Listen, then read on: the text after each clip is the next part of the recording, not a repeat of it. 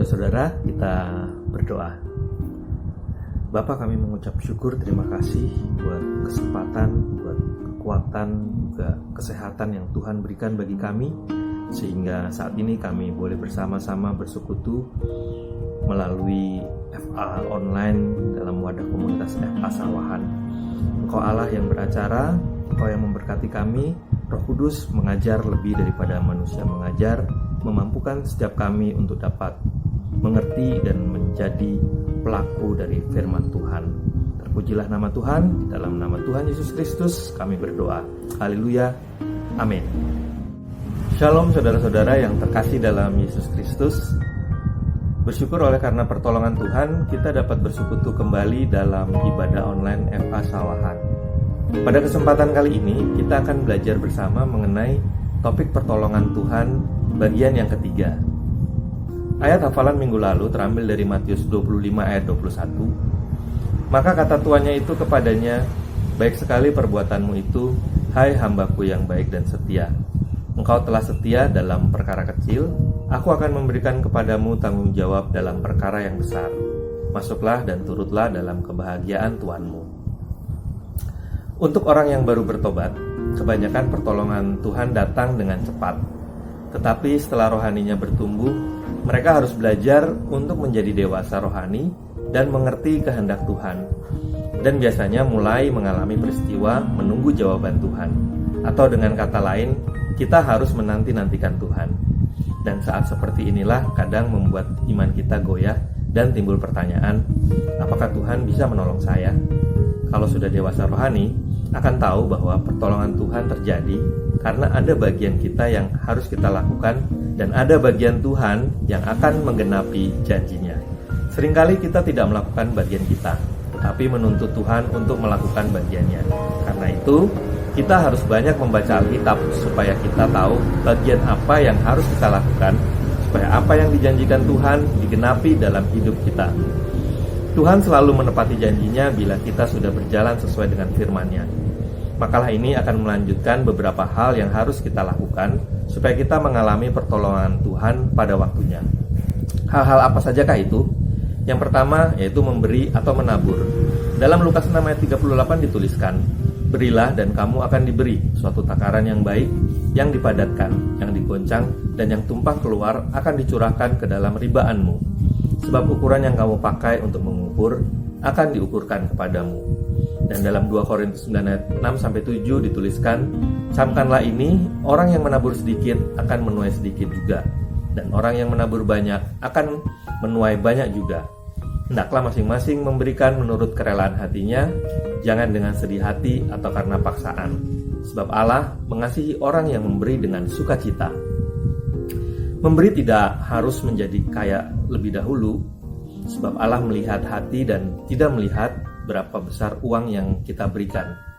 Pada waktu Tuhan Yesus melihat janda miskin memasukkan 2 peser ke kotak persembahan, Tuhan Yesus mengatakan, sesungguhnya janda miskin ini memberi lebih banyak daripada semua orang itu.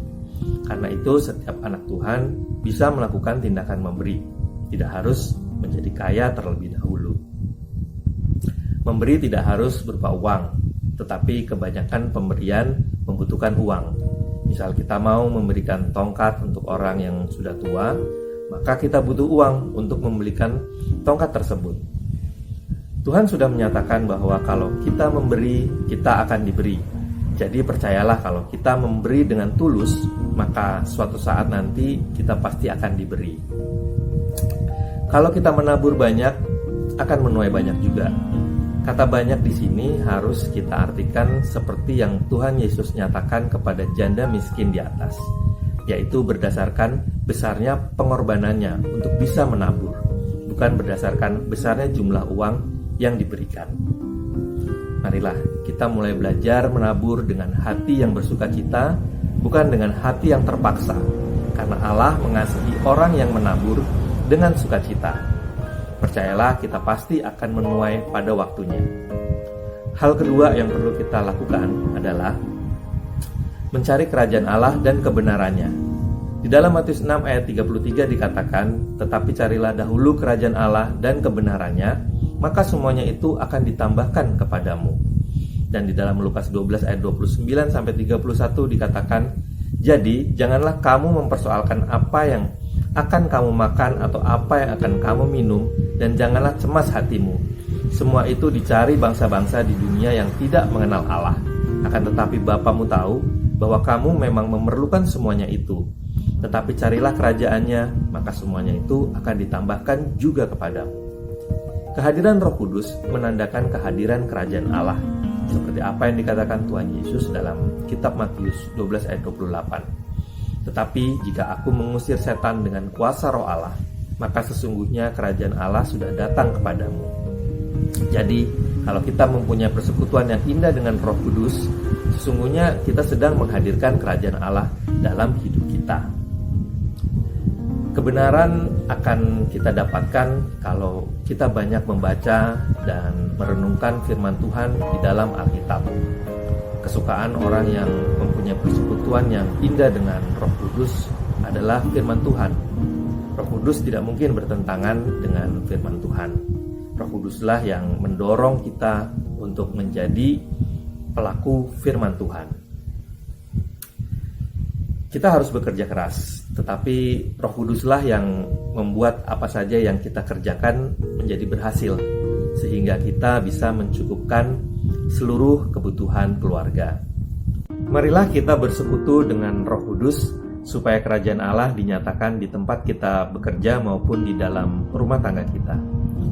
Hal ketiga yang perlu kita lakukan adalah mempunyai hati yang melekat pada Allah. Dalam Mazmur 91 ayat 14 diingatkan, "Sungguh hatinya melekat kepadaku, maka aku akan meluputkannya. Aku akan membentenginya sebab ia mengenal namaku." Yohanes 15 ayat 5 juga mengingatkan, "Akulah pokok anggur dan kamulah ranting-rantingnya. Barang siapa tinggal di dalam aku dan aku di dalam dia, ia berbuah banyak, sebab di luar aku, kamu tidak dapat berbuat apa-apa." Hidup yang melekat pada Allah adalah hidup yang bergantung sepenuhnya kepada Allah, seperti ranting-ranting yang melekat pada pokok anggurnya. Jadi, kita tidak bisa hidup kalau kita tidak melekat pada Kristus. Bila kita mempunyai hati yang melekat pada Tuhan, maka perlindungan dari Tuhan akan melingkupi hidup kita. Hidup bersama dengan Tuhan Yesus adalah tujuan hidup kita. Oleh karena itu, marilah kita melakukan segala sesuatu yang memuliakan dan menyenangkan hati Tuhan. Itulah beberapa hal yang harus kita lakukan supaya kita mendapat pertolongan Tuhan pada waktunya, yaitu hidup memberi atau menabur, mencari kerajaan Allah dan kebenarannya, serta mempunyai hati yang melekat pada Allah. Ayat hafalan kita terambil dari Mazmur 91 ayat 15. "Bila ia berseru kepadaku, aku akan menjawab. Aku akan menyertai dia dalam kesesakan. Aku akan meluputkannya dan memuliakannya." Amin. Tuhan Yesus memberkati.